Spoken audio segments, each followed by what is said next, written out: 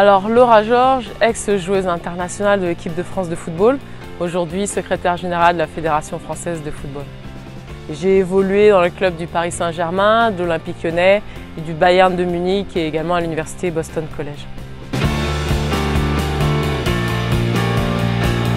Ouais, forcément j'ai vu une évolution, que ce soit médiatique, avec beaucoup plus de contenu, d'articles autour de notre pratique. Ensuite j'ai vu une évolution forcément au niveau du nombre de dirigeantes.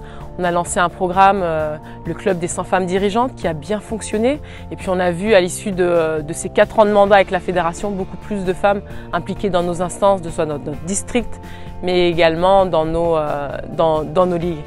Alors il y a aussi une belle évolution de l'arbitrage féminin, même si elle a été un peu stoppée par cette période de Covid. Mais on voit en tout cas le nombre d'arbitres revenir à plus de 1100 arbitres et avoir beaucoup plus également de coachs, de femmes impliquées dans les postes de managers d'équipe. Alors une des actions, ce serait forcément d'aller rencontrer ces femmes sur le territoire, parce que ce sont dans nos clubs, ce sont dans nos ligues, dans nos districts que ces femmes elles agissent. Donc c'est d'aller leur parler, leur donner de la force et du courage, leur donner de la motivation et leur donner de la confiance en elles. Alors pour celles qui souhaiteraient faire du foot leur métier, de leur dire simplement débuter avec la passion. Il faut surtout être passionné. Avant de passer à des clubs, penser à l'argent, il faut surtout penser à être passionné, aimer ce que l'on fait. Parce que lorsque c'est compliqué, c'est surtout à ça qu'il faut se rattacher.